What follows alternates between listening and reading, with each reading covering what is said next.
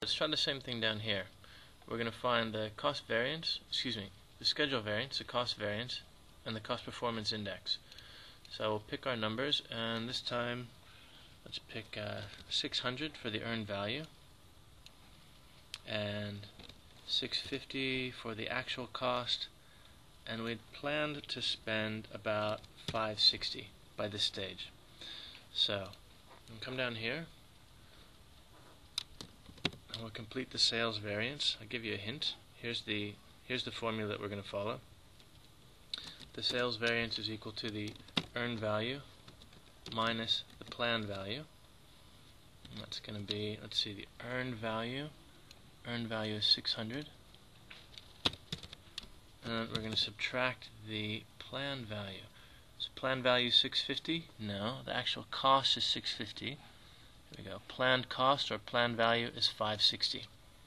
So I'm going to subtract the 560, and my answer is going to be 40. Remember, it's positive 40, and that's a good thing. What it means is that we've finished $40 more work than we expected to by this date. So we're using dollars to measure schedule. Our schedule is $40 ahead of schedule. Next thing we're going to measure is the cost variance, and to find that we're going to take the earned value minus the actual cost. Remember, I'm not going to give you these formulas on the exam. That's the test. So the earned value is going to stay at 600 right there. Earned value is 600, and the actual costs are going to be 650. So before we do the math, let's just think about it for a minute. We expected to spend $600 for the work that we've done, but in fact we've spent $650. Is it a good thing or a bad thing?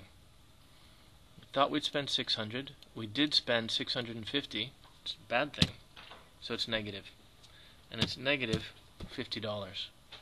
So we've spent more than we expected for the work that we've done. And that's the cost variance.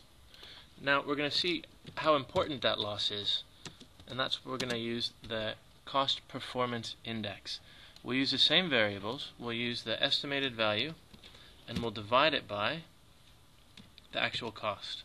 So it's very similar. The variables are the same, but the function is different. Instead of subtracting, we're going to divide. So it's going to be 600 divided by 650. And you can see that this number is smaller than 1 because 600 is smaller than 650. And that's because, well, that's the same reason that we have a negative cost variance. So this number is going to be less than 1, and I think it's going to be something like 0.92. So we're off about 8% on our index. What it means is for every dollar we think we're going to hang on, let me rephrase that. What it means is that for every dollar we spend, we're only getting about 92 cents worth of work. Or for every dirham we spend, we're only getting 92 fils worth of work done. So we're not very efficient. Okay, I went to the next page where I've given you another worksheet, and I want you to remember this. These are generally listed as earned value, actual cost, planned value,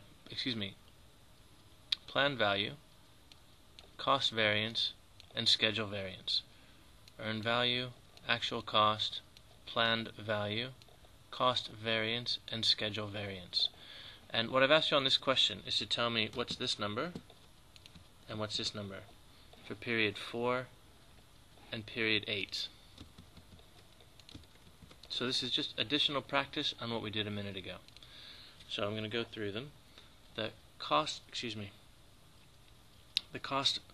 variance is the earned value minus the actual cost.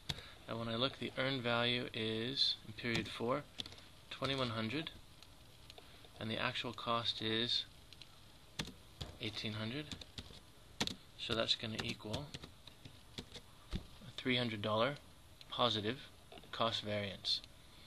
The schedule variance is going to be the earned value minus the planned value. So my earned value is still 2100, but my planned value is 1800. Oh, this is a silly example.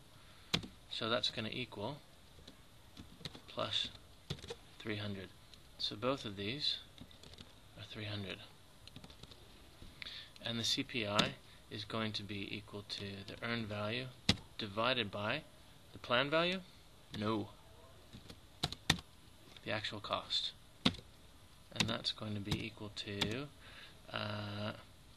2100 divided by 1800. So that's going to be 1.16. Eventually it'll get to 7. Okay. So 1.167. In period 8, we're going to do the same three equations. So I've got cost variance is equal to earned value minus actual cost, and that's going to come out to be 5,000 minus 4,600, 5,000 minus 4,600, and that's going to be 400, plus 400. The schedule variance is again going to be the earned value, but this time I'm going to subtract the planned value, and that's equal to, let's see, the earned value is 5,000 again, and the planned value is 4,600, so it's going to be exactly the same, but I'm using the planned value 4,600. So this is going to come out to be a positive 400 again. When I come to find my CPI, I'm going to do the earned value divided by the actual cost, and that's going to be 5,000 divided by 4,600, which is going to be, see if I can do this without stopping my record, and that comes out to be 1.0869565, or 1.09. So I'm very slightly ahead on my costs, because this is a bigger number than 1. The index is bigger than 1, so it indicates that I'm ahead on my costs. Now, a couple things I need you to do.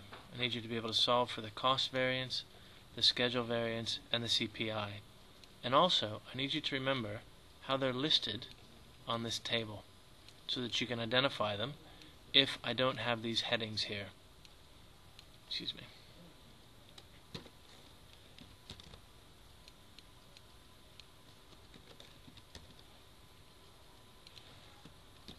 And this is what our final table looks like.